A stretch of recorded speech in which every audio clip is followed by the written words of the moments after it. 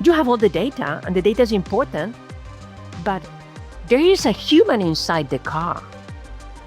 I need to make that decision, not the AI, because there is a human It driver. goes into what does human judgment actually mean, Yes. right? What happens when intelligence becomes scalable? What happens when tasks that once required years of training can suddenly be performed or at least accelerated by machines? The lawyers of the future are lawyers who are critical thinking and are incredibly curious, and they are some sort of a Renaissance man. They know about so many things. Is there anything intrinsically human that the machine will never be able to replicate? What did you say? No. We will orchestrate AIs.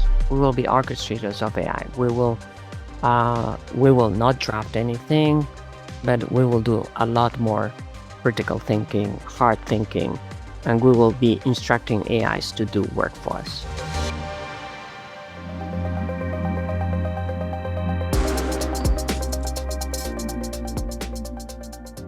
For decades, we believed automation would first replace the physical labor, factories, warehouses, transportation. But something very different is happening. AI is not only entering industries built around repetitive and manual work, it is entering professions built around thinking itself: law, consulting, finance, strategy, governance. And one of the clearest signals of that shift is happening inside the legal industry. Today, more than half of the top 100 law firms in the United States reportedly are using AI platforms like Harvey, one of the fastest growing AI companies in the world. Not because AI became a better search engine, but because something deeper is changing. For decades, elite professional firms were built around a simple model: large pyramids of highly educated people performing cognitive work underneath a smaller group of senior experts. That structure shaped careers, institutions, pricing models, prestige, and even how society defines expertise itself. But what happens when intelligence becomes scalable? What happens when tasks that once required years of training can suddenly be performed or at least accelerated by machines? And maybe the deeper question is this: the repetitive work AI automates was also the mechanism through which generations of professionals develop judgment, intuition, and expertise. So, if AI is compressing that apprentice layer, how future humans become experts at all? Because this conversation is not really about legal AI, it is about the future of expertise, the future of institutions, and ultimately, what remains uniquely human in a world where cognition itself becomes abundant. I am Diana Daniels, entrepreneur, community builder, and founder of Tech4sight Podcast. After years of working across telecom technology marketplaces and global leadership communities, I became fascinated by one question: how emerging technologies reshape industries, institutions, and ultimately the way humans work and live. And that's what we explore here on the Tech4sight podcast: the signals where technologies and the leadership shifts are shaping in the next 5, 10, and 25 years of our world. And for this conversation, I've invited Omar Puertas, who spent years inside of one of the Spain leading law firms, helping drive AI innovation and initiative before joining Harvey AI, which is one of the fastest growing AI companies in the world, now working at the center of how artificial intelligence is reshaping legal and professional service globally. What makes Omar especially fascinating for this conversation is that he has lived both worlds: the traditional institutional model of expertise and this emerging AI native one. So today, we're not only going to be talking about the future of legal AI, we're going to be talking about the future of expertise itself. Let's dive into it. Omar, thank you for being with us in this episode of the Tech4sight podcast. You spent years inside of one of the most important and leading law firms in Spain, helping and driving the AI innovation and initiatives at the moment when probably most of the legal industry was still trying to understand what this technology really meant. And today you are at Harvey AI, one of the fastest growing AI companies in the world, working right at the center of how AI is reshaping the legal and professional services globally. And honestly, for me, your personal transition is almost a physical representation of what is happening across that broader economy right now. Because we're seeing the talent move from traditional institutions and legacy professional models into a world where intelligence itself is becoming infrastructure. So I would like to start right there because McKinsey estimates that legal work is among the professions with the highest exposure to generative AI because so much of it involves language analysis and structured documentation. So my question to you is, when did you first realize it was not simply another technology cycle, but something that was probably more capable of reshaping fundamentally like the way that professions are going to look like? Sure. Thanks, Diana. It's a pleasure to see you again and to be here. Well, I have been doing AI for a long time. I mean, doing meaning involved in AI projects, right? I started back in 2014 with a firm where I worked at the firm for 25 years as a lawyer and then as an equity partner until a month and a half ago, when I joined Harvey. So, for so many years, AI didn't really work for what we do. Right? It's we do reasoning basically, right?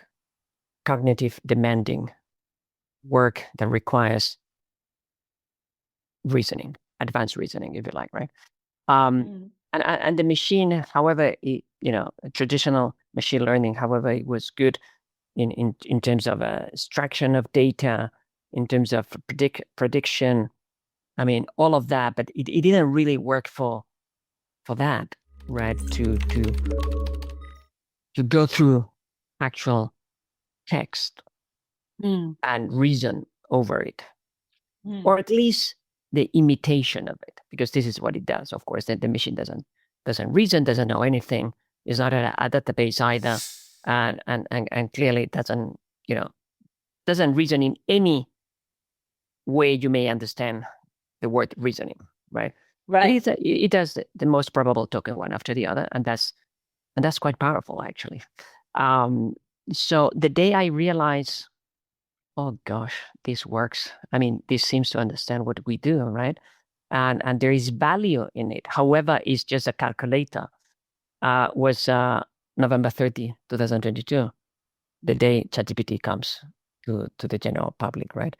That was a Wednesday, if I remember correctly, and immediately after that Saturday, I was already playing with the machine, and the first thing I asked was, draft me an NDA, a confidentiality agreement, subject to the laws of New York, and he did, right? So at that moment, I thought, wow, this is different, right? This is powerful. No matter what I ask, it will come back with something. Then I became very obsessed about the technology. Yeah, it was at that moment, right after ChatGPT. But one of the things that I find fascinating is that law was always considered one of those professions protected by the complexity, the expertise, and that institutional trust. And yet, certainly, one of the fastest AI adoption curves we're seeing is happening right precisely where you are. I've been reading about Harvey, and what I realized that you guys have reached extraordinary adoption speed among the elite firms in a very short period of time. And this is an industry that historically is known for being very conservative and risk averse. I know that's not your case. Yeah. But no, totally. But when you just arrived there, what surprised you the most about how quickly firms are moving from being skeptical to this urgency? Yeah. So I think the urgency is becoming very clear in 2026. It is now the moment of oh, okay, well, no more exploring, no more piloting. I mean, we want the machine. And when, like yesterday. And and it's, when you sit down with sophisticated lawyers doing sophisticated work, 25 years experience like me, 30 years doing complex work that requires really complex reasoning, going through thousands of documents, understanding the whole structure, the strategy, the thousand ways you can go about with this, right? With your arguments, with the way you draft things, with the way you want to achieve things. Because law is not just what is written, is so many times what is not written, right? That is Exactly. probably the most important, right? Um, and there lies the actual good lawyer, right? Is the one who actually, I mean, you find a good lawyer in the silence. It's not in the contract, but because it doesn't have to be, right? So, but when you sit down with them and as a peer, you tell them, look, I understand. You think what you're doing is really complex. You are one of a kind, and I get it. But let me show you something. And then you show the machine working in real time, doing very, very impressive things, right? And it is that moment when they completely switch. They say, okay, wow. If it is really a wow moment that changes mindsets. I don't think is like a very structured process where you go through testing and doing this and that and at the end you achieve whatever percentage of whatever productivity of whatever, however you want. It's not that. This is technology is different. Is to me is the wow moment, right? Like, oh, I did not know this you could do this. Yeah. And it's difficult to do it, right? It's very difficult because it's just a text box, and Right. and you're supposed to figure that out by yourself, and it's difficult to figure that out when you are used to have a text box and called Google, right? And which fundamentally does a fundamentally different thing, right? So it's that kind of thing, right? When they see that in action, coming from somebody who knows the technology, knows what they do in terms of sophisticated advice, and connecting both worlds, then it becomes clear. Oh yes, this works. What do you think are the assumptions that maybe the legal work or that the firms that are doing this type of work are kind of like collapsing faster than most of the firms expected? And probably the way that I want to think about this is what would be like an advice for those firms that are not adopting, especially legal, that are not adopting AI as fast as they should? What would be like your prediction to them? Yeah. I mean, my experience is all of them are adopting this. It's no longer, an option. And who's not doing it probably not going to exist at the end of the year, or what?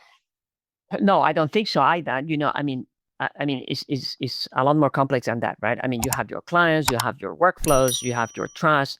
I mean, the business of law is a business of trust, right? At the end of the day, it is a business of trust, and it's human relationships, right? And you can have them, and you will continue to have them, and you will continue to do well, and it will not change will not come from one day to another, because organizations, right, as well as society at large, right, we work in a very different pace. You and I are in the AI bubble, and we think everything is AI, but people out there barely know what is AI in the first place, right? And nobody has a paid account in ChatGPT, or mostly nobody. So I think change takes longer, but it's not whether this coming year you are going to disappear. Nobody's going to disappear. But in 10 years, you better start planning what you want to be in 10 years. Because in 10 years, it's going to look very different. And I guess that what it makes this moment so important is that AI is not only changing how professionals are working, but it also might be changing the economical architecture that is underneath entire industries, like the legal industry. Now I believe it's more visible than ever that the traditional pyramid of the structure of the elite professional firms is changing. For decades, large law firms scale through these armies of junior associates that were billing thousands of hours of that repetitive cognitive work.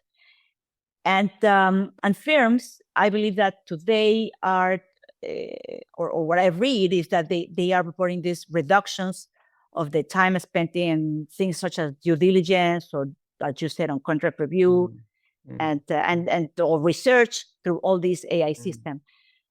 And so is the question maybe for me in this case is, do you think it's AI beginning to break this economic logic of how these traditional professional services work, and how should it transform to? Yeah, my view on this is slightly different, and it's it's not really because my clients are law firms or in-house corporate teams, right? It's not about that. Okay. I've always had this point of view.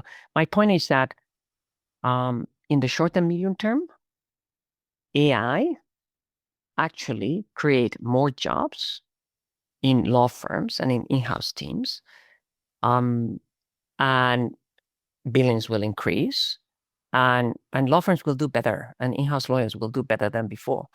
And why is that? Because for many reasons, but we have the Jevons Paradox. The more you can do, the more you do, right? So if in the past you could go through an argument 2 times, and now you can do it 4 times, you do it, right? And this is precisely what AI allow you to do, right? It allows you to go through the argument 4 times instead of 2. Now, actually, what we see is people spend even more time than before, because you augment yourself, right? And you can reason a lot more than before. You can go through the reasoning a lot more. You look at every single possibility, right? Because you want to do it, and you have the opportunity to do it with a so-called intelligent machine, right? So it's a Jevons Paradox. The more you do, the more you can do, the more you do. Second, now you have the Parkinson's law. The more complexity you create, the more complexity you absorb in your structure. Meaning, AI brings larger documents, more analysis, more complexity, and therefore you need more supervision, more analysis, and the structure actually grows. It doesn't go down, it actually grows. So, and that means more analysis, needs more supervision, needs more lawyers to review all of that again, right? And if you look at the numbers of law firms, right, last year in the United States, law firms grew on income, on revenue, 13.3%. They hire 7.6% more lawyers. The billing per partner increased, billing per lawyer increased, margins increase. I mean, everything seems to say exactly the opposite, as AI is going to disrupt the existing business model. Exactly the opposite is happening. It's reinforcing the business model, which is very interesting on itself, right? Now, how long this is going to take, I don't know, but clearly in the short and the medium term, this is what's happening, right? The AI brings more complexity, no less, and therefore brings more supervision, more analysis, right? More lawyers, basically. But there's also another conversation that I guess that it becomes a little bit deeper, because the repetitive work that AI automates was not only a revenue generating work, it was also the mechanism through which generations of professionals develop judgment, intuition, or even expertise. So if AI is compressing or removing that apprenticeship layer, How the professionals are going to become too experienced? Yeah, I think when I think when we think about this, we confuse what is the machine and what we do, right? So the machine calculates probabilities, the most probable token one after the other, in very, very, very powerful ways. This is fundamentally not what I do. This is fundamentally not what you do, Diana. I mean, we know, because you and I have studied in business school, we know that 85% of the decisions you make, and 85% are based on emotions, and only 15% in data, right? That's why we know that if I want to sell you something, the best time for this is at 9:30 in the morning, provided you had a good night's sleep, because you're not tired, you're in good mood, and the day ahead probably is not too stressing, so you are ready to listen to me. And what I'm selling you is an emotion. The data is just part of it, right? In fact, it's just 15% of it. That's not what AI does, right? AI, you look at the future and you make decisions based on, basically, mostly based on emotion. AI looks at the future and looks only into data, right? If we see that, right, and we realize about that, how could we think that AI could replace any of us? Because it's not us. It doesn't do anything similar to us that could actually replace what we do. Now, it doesn't need to do that in order to change completely my workflow. Of course, it will do research much faster.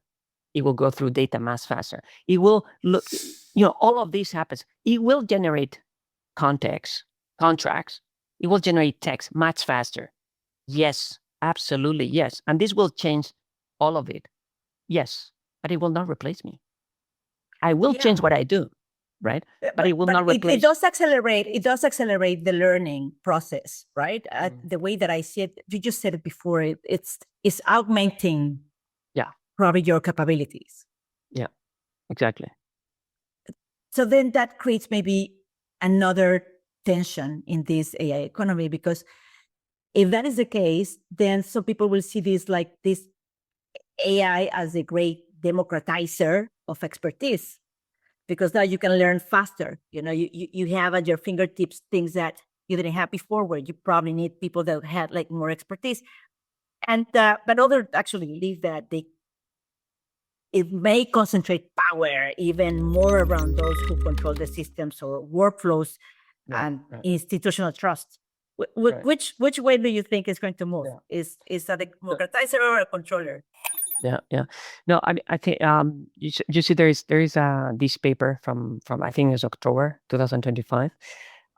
They started the following, right? They take people, right, and they train them to use ChatGPT, right, and then they put them to do work, whatever they are doing, right, and they measure what kind of things they do, right? If they are more productive, they augment themselves in terms of cognitive work, all that kind of thing, right? And then they measure all of that. They control for type of work, type of background, all of that they control, right? So peer-to-peer type of thing, right? And they realize some of them augment themselves and some of them do not. Everything else equal, right? And that translates more or less to 25% of people augment themselves and 75%. However, they have AI and they are trained to use AI, they continue to do basically the same thing, as usual, right? And they control everything. They look at every possible factor. What is it happening? How do we explain this? Is it about training? Is it about, I don't know, something, right? And the conclusion is curiosity. Either you have it or you don't have it. It's as simple as that. So you have it or you don't have it. You are born with it or not, or somehow, they train you for that, to be curious. I was reading the other day somewhere somebody was saying, look, in the age of AI, it's not about knowing more about any given specific than anybody. It's not about specialization, right? Because the machine will know more than you, for sure. Now, it's about connecting the information that everybody has and nobody is able to see how it connects the curiosity, right? So I think it's about that. So, when I think in the future, when they ask me, how do you see the lawyers of the future, right? The lawyers of the future are lawyers who are critical thinking and are incredibly curious. And they are some sort of a Renaissance man, they know about so many things, they know about Formula One, they know about painting in the 1950s. They know about so many things, and they're able to connect those things that are just in front of you and that nobody else can connect. You know what I mean? So that is to me the professional of the future, the one who is curious about everything. I love this because eventually it put us back into the human nature. It has to be more about judgment, while the machine more about processing and about creating those workflows that probably will help us to create better decision making. And that's the future that you and I want, right? I mean, now the hype around AI seems to be the opposite, right? Like the machine is going to make decisions, right? The machine, basically will do everything that we do, right? And it's us actually washing the dishes, doing the dishes, and the machine doing the fun part, which is to think, right? And I don't think so. Not. And I don't think so. I don't think we're going that way. We're going the other way.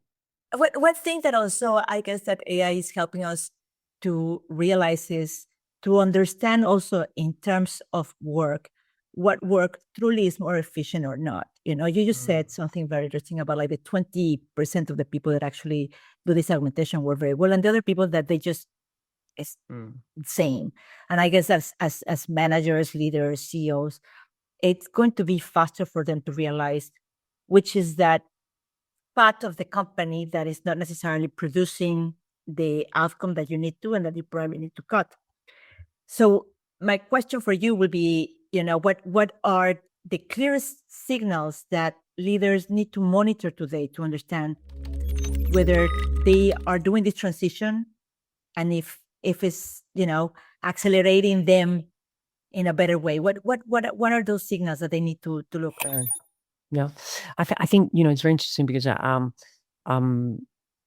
when I teach AI to executives, right? Yeah. And one of the big problems that companies have at the moment is Omar, we do not see any gains in product, any gains at all from using AI. We do not see that. It's not reflected anywhere in the balance sheet, right? And then I explained to them, look, AI actually works, right? Because we have hundreds of studies showing that with very specific numbers, right? But if you look at all this, right, all these papers and studies, they are all based on individual productivity, right? But that doesn't translate to the company, right? I am 40% faster. I'm 17% better. I blah, blah, right? All of that. Yeah, but what is the company actually getting from this, right? Everything seems to be, and that's why, all of us see in our companies, you tell anybody in the company, I'll take ChatGPT from you. Do not do that. Anything but taking ChatGPT from me, right? Yes, but the company is not more productive overall. So what's happening, right? So what's happening is companies innovate mostly copying other companies, what other companies are doing. If I see that my competitor is doing that is actually working, I just copy. I don't innovate. I mean, normally we're really bad at innovating, all of us. But if somebody's doing something that works, then I will do that. Let's try it. Now, what is the problem with AI? We don't have the map. We don't know. We don't have examples because nobody's explaining this, right? So there is this interesting paper that I I think you would love, is called The Mapping Problem. It's from INSEAD Business School, from March 2026, just published, right? The Mapping Problem. And there what they research is they study 555 startups, I believe, and how they use AI, right? And they map different processes and all of that. And actually what they measure is, what are they doing with AI that actually has an impact in the P&L? And as usual, they found that 10% of them actually have figured it out, right? Now, they take those examples, very interesting examples. You need to read that paper. Very interesting examples, because they are completely counterintuitive. The CEO will think, let's apply AI to HR. Well, apparently it never works. I mean, just give you an example. So you see those examples, right? They map them, and now they show those examples to other startups. They say, look, somebody has figured this out. Maybe you want to, understand, what happens when those other startups see what the other guys actually figure out. They discover 44% more use cases by themselves. 44 more. They generate 1.9 times more revenue. 1.9 times more revenue with actually 39.5% less resources. Yeah. So AI works. Yeah. AI works at individual and at company level, but only if you actually see how others have figured it out. You need to have the map. And the problem is, until now, we have very few maps.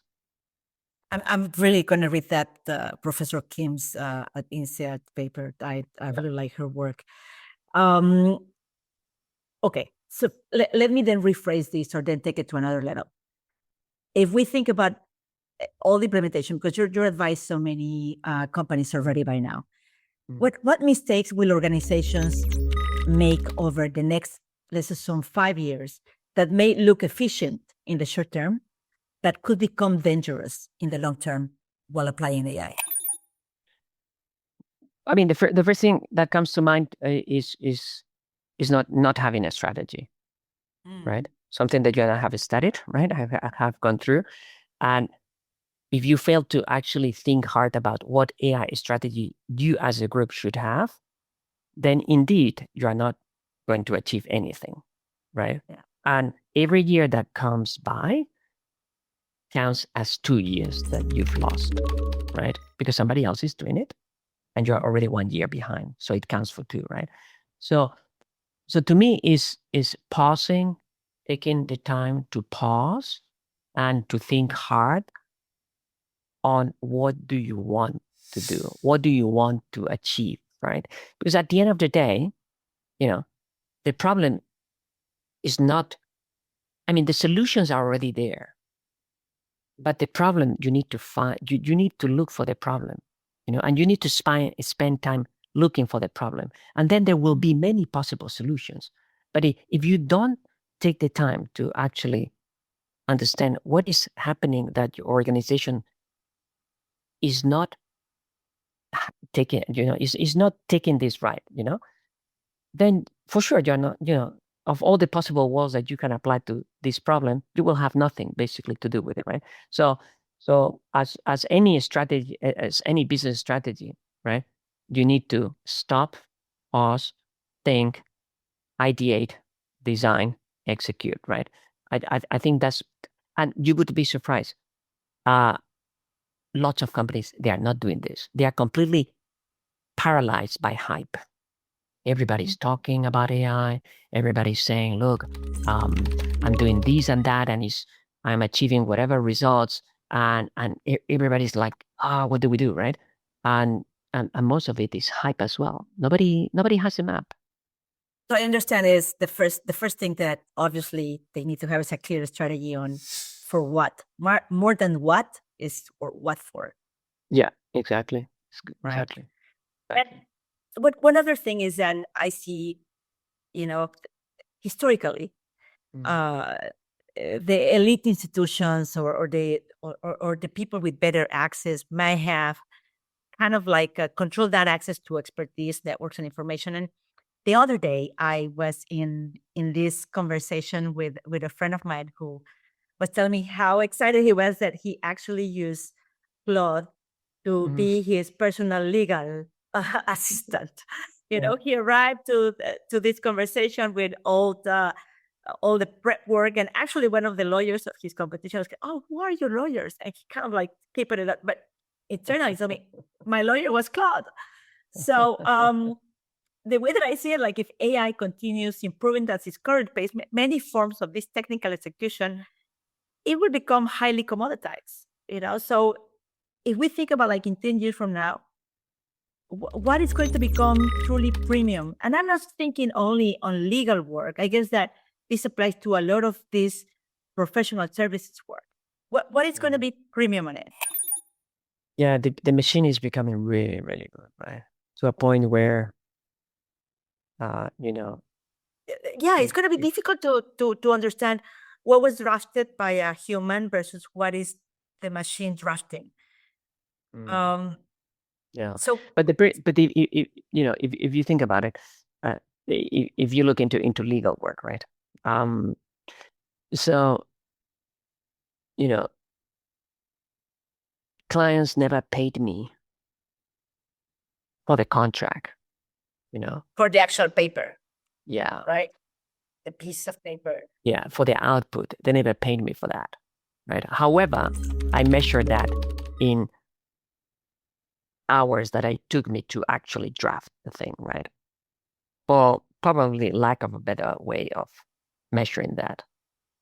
But that was a proxy. That was a proxy for the actual value, which was my mind, the instructions, why I need this clause, why I don't need this clause, right? Right, that judgment, right? So they paid for judgment, and they will continue to pay for judgment, no matter how good is the machine, because the machine intrinsically doesn't have judgment, right? So that's the thing, right? So I was listening to a podcast from Harvard 2 days ago, and it's an interview to Zach. I think it's Zach Brown, the head of McLaren team, Formula One, and it's about how the Formula One team operates and all of that, right? And he says something like this. He says, "Look, in every race for every car, we gather 1.4 terabytes of data. Crazy. A lot. I mean, like 400 movies. Crazy, right?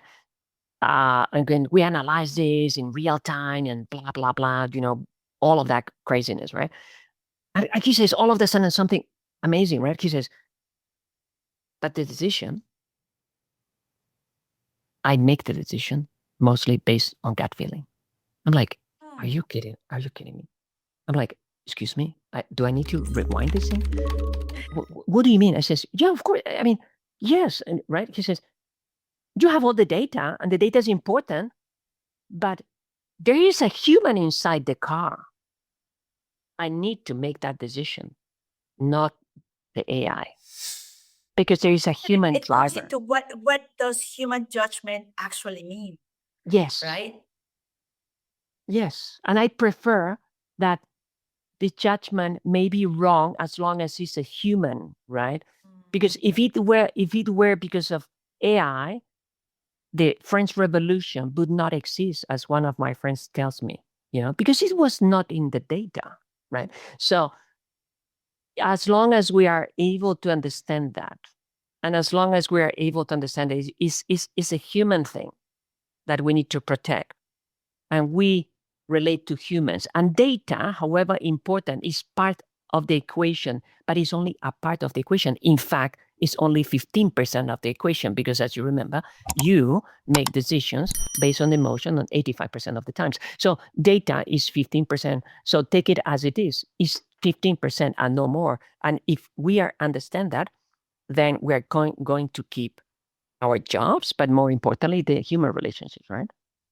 So Omar and I, we are in this chat group of classmates from Stanford, and the other day, a friend in there said something about his agent created a company, Yeah. and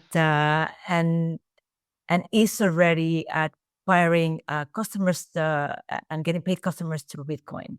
Not, I don't know if it was Bitcoin or was other crypto. And one of the questions was in there, okay, so who's going to be liable, right? If this is the future. And another we're thinking about like human judgment versus machine decision making. Mm. In this paradigm of things happening where everything is getting automated, it's not only about human judgment, it's about the machine not only creating output, but also even this creating companies, the decision making, acquiring, getting paid. Where I call it that the premium is the human touch. But if we accelerate this, towards 25 years from now, what remains human? No, absolutely. I don't know. In 25 years, I don't know, right? But you know, But because if AI succeeds beyond what most of the people imagine today, what do you hope humanity gains from that future?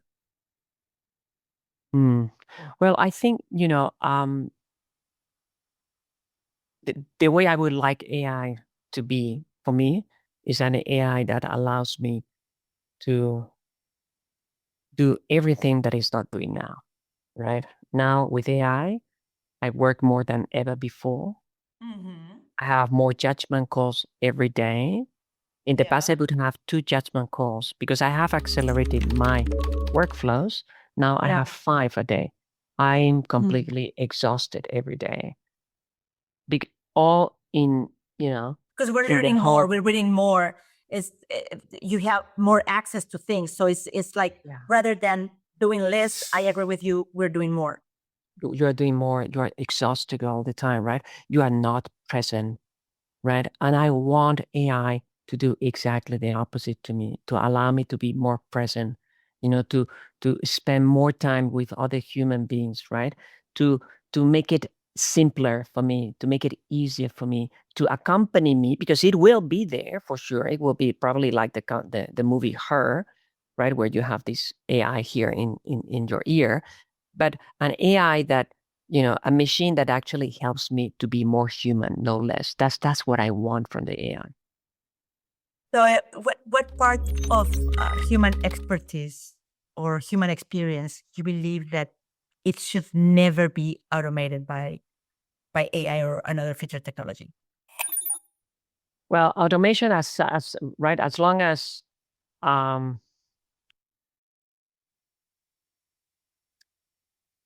there was Daniel Kahneman, the psychologist, Nobel Prize for Economics, the only one.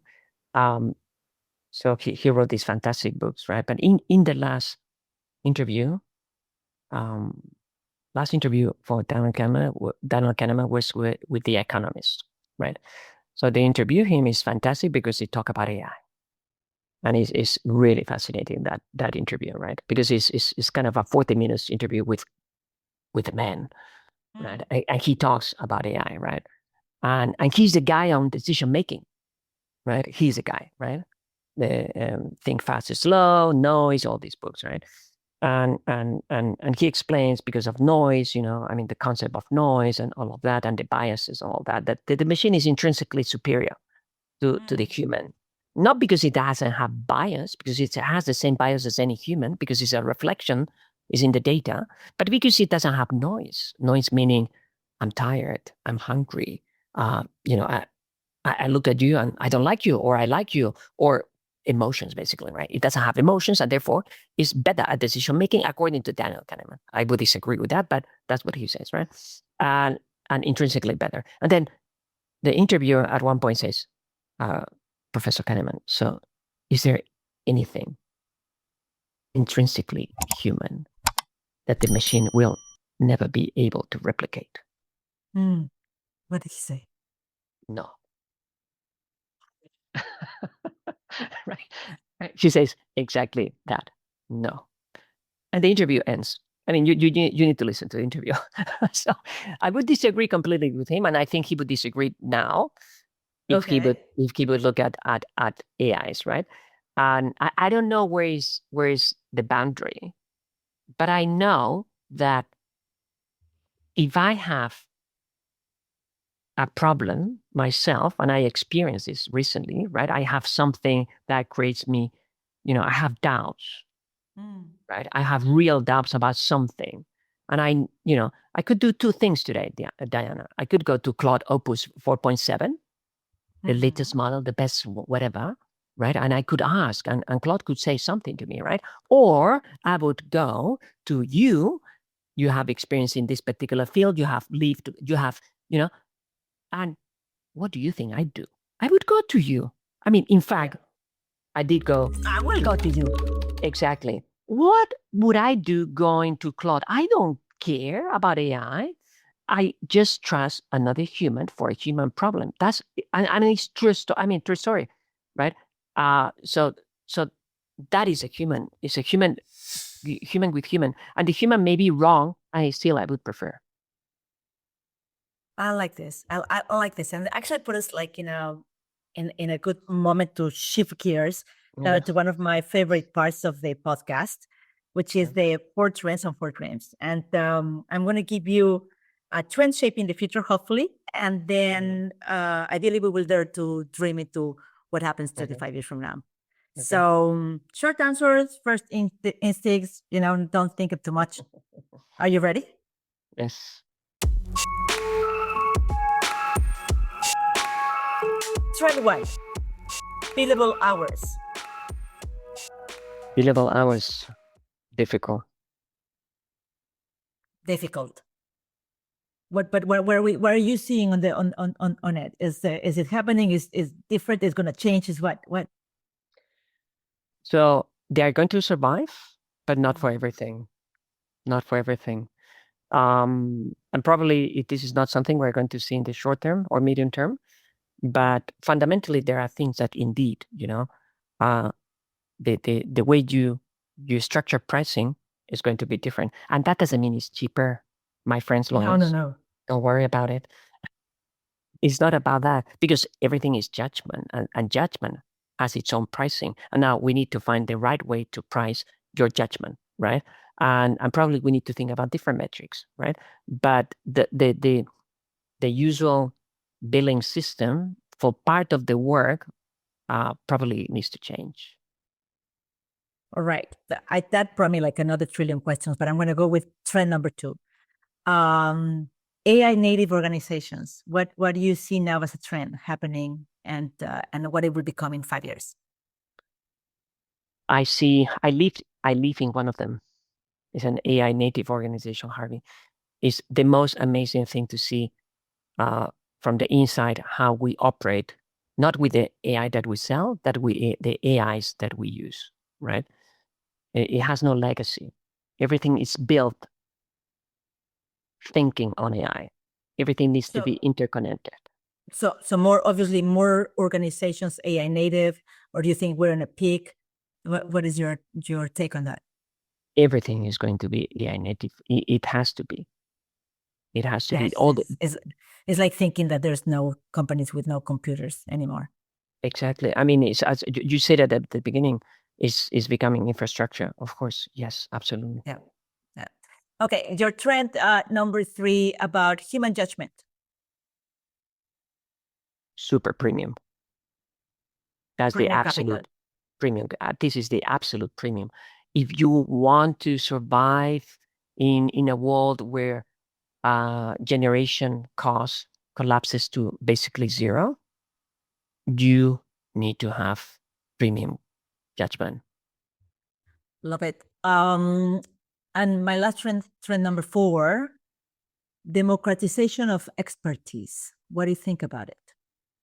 Is this happening today for the outcome to be more palpable in 5 years from now?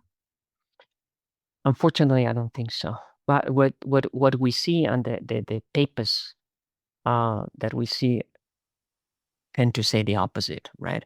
AI, as every other technology in the past, creates more inequalities and no less, right? And that boils down to many things, but basically, you know, if you have, let's say, your capabilities are one and AI doubles you, one multiplied by two is two. If you are two, two multiplied by two is four.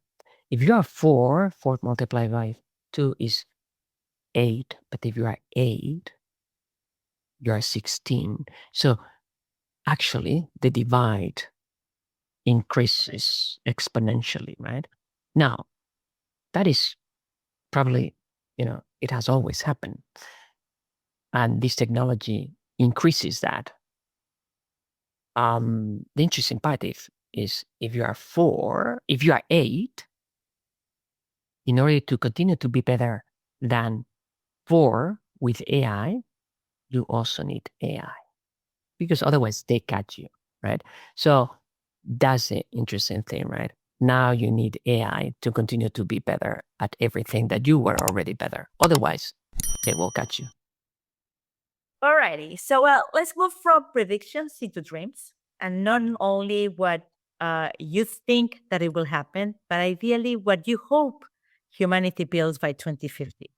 So, let's imagine the future for a moment. Ready? Okay. So, dream number one: describe the relationship between a lawyer and a client in 2050. Trust. Love it. Then, what do you think about the office of a professional service firm in 2050? What is there? What disappear? How humans will work? 2050. We will orchestrate AIs. We will be orchestrators of AI. We will not draft anything, but we will do a lot more critical thinking, hard thinking, and we will be instructing AIs to do work for us. I love that. What do you think that by 2050 will be the most valuable human trait in professionals? The most valuable human trait. The first thinking was human relationship. To be able to sit with you and have an honest conversation on what is my concerns, my life, my family, my professional, whatever it is. I really like that, and then I hope that is increase the connection between humans totally. All right, so dream number 4: what do you hope becomes radically more accessible to humanity because of AI in 2050? Knowledge, absolutely, absolutely. That's the dream. I mean, you can augment yourself. You can learn anything now. Anything you want, statistics, mathematics, chess. You want anything's available to you, and I would like even more of that for everyone. Love this, love this. We're coming to almost at the end of our podcast, and this is a part where I love to know a little bit more about you. I would like to get to know you a little bit better, and especially for our audience to understand a little bit more about Omar Puertas. So, for that, Omar, what is the best advice you ever received? The best advice I ever received: never eat alone. Oh, never eat alone. Yeah. And why is that? It's a waste of time, right? Find somebody, someone To share a meal. to share a meal and be curious about him or her, or with your wife or with your kids, but never eat alone. I like that. I really like that. Okay, if you can go back in time when you were 18-year-old, what advice would you give to yourself? What advice I would have given to myself? Yeah, right now with what you know about life, you will go back when you were 18 years old. Or you say, Omar, little Omar, what? So my passion was I mean I have many passions. I love law, I love technology, but I loved psychology even more. I wanted to be a psychologist, and at last minute I changed my mind. So probably, I would have told myself, don't do it. Just Just go with go for with, it. yeah, go for it. All right. So, what piece of advice would you give to leaders that are navigating that intersection with AI and law today? Yeah, be brave to rethink what you want to be in the following 5 and 10 years. Things are going to change. Things are changing faster than you think, and you don't see it because you don't know how to measure, but it's happening. So be brave, put the resources, sit down, pause, and rethink really from the ground up how you want to do things. This is great because then I want to ask you, what is that skill that you think that leaders need desperately right now? Because it's different, the ones that they might need in 10 years. So give me the one right now and the one in 10 years. Wow, difficult. I come down always to curiosity. We're so um constrained by quarters, by Q1, Q2, sales of KPIs, and I think we do not, take the time to reflect on a bit further. It's not now. It's 3 years. And so to be mindful about this, right? And but also to one of the good ways to do this is sit down with your clients, and tell them, where is it that you want from me? How can I add value? How do you need me to be? And you may not like the answer. You know, you may not like the answer, but they are telling you, and you need to listen. If you don't listen, you will be out of the statistics. But we do not listen. I think we do not listen enough, all of us. So if we think about this future, then what is that profession that you believe that is going to be completely transformed thanks to the technology that we're passing through right now? And let's say, I don't know, 2050. What profession? Yeah, it's going to be completely different. I think all of us are going to be completely different. All of us. What you do, what I do.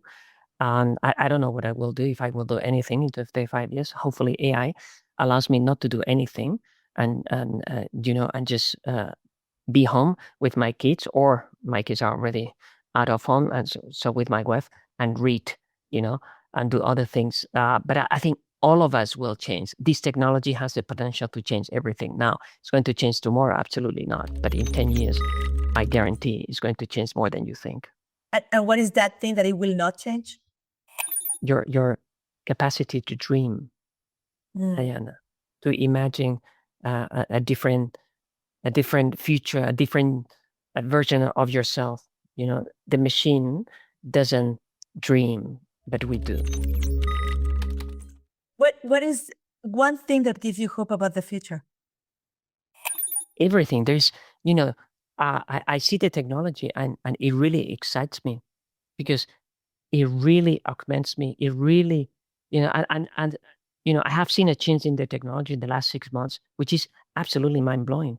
The models now really deliver value, and they understand you better. They get the context. They allow you to do more things, and it's going in such a rapid way that I see the machine finally being able to do things for me for the whole year, being there with me, helping me navigate whatever challenges I have in real time. And that gives me a lot of hope, because it's sort of having somebody who is helping you on a daily basis without asking, and making sure that you are transitioning whatever challenges you have in the best possible way. Who doesn't want that, right? Yeah, absolutely. You gave us a lot of good nuggets on articles and papers to read. What book do you think that we shouldn't miss? So I'm reading quite fittingly at the moment, the first 90 days. Okay. So I use it for Harvey. So it's teaching me my first 90 days at Harvey. I think it's a fascinating book, not just because of the first 90 days, but rather because it gives you this incredible, 360 view on change. You change company, you change role, you have new boss, you have new delegate. I mean, it changes everything around you, and it gives you a beautiful view on everything that you need to be thinking about. So I'm growing a lot with the book. Things I could not connect I'm able to connect now thanks to it's the mapping. Somebody else has studied. Now I'm learning from somebody else. I love this. Well, Omar, before we close, I always like to reflect a little bit on the few signals that I've been recollecting from you. And these are my 4 takeaways from today. I call them the force of 4. So tell me if I missed anything important. My takeaway number 1 is we need to redesign apprenticeship. If AI removes that repetitive work, organizations they won't be able to have some expertise, and we need to think about how intentionally how do we work with this with our people, with the newcomers in the companies. My takeaway number 2 is we need to rethink the business models. The traditional leverage of the professional services might not survive or will be very different. You call it difficult. So I guess that leaders should be already questioning the hiring structures, the pricing models, and how value is truly created. This is something that I think is important. My takeaway number 3 is build trust, not just intelligence. That's one piece that I'm taking. And the number 4 is I call it the invest in human differentiation. That build those deeply human capabilities, just like judgment, communication, ethics, leadership. Yeah, I missed something. dreaming. Yeah, Keep dreaming. keep dreaming. Absolutely. I mean, that's no machine will ever do this. I love this.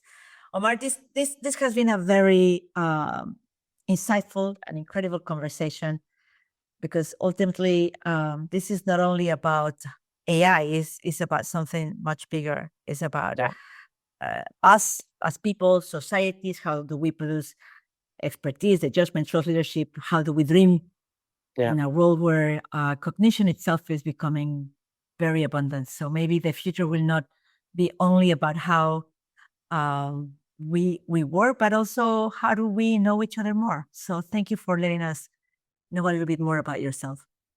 Thank you very much for having me. Thank you. Thank you, Omar. For those who can navigate ambiguity, exercise judgment, build trust, and remain deeply human while working alongside increasingly powerful intelligence systems, thank you. Thank you for being with us. If you have met someone that can be in that intersection of what AI and professional services is working, well, make sure that you send them this podcast, because it's going to be transformational for them. Thank you so much for joining us today, and thank you for being in the Tech4sight Podcast. See you next time.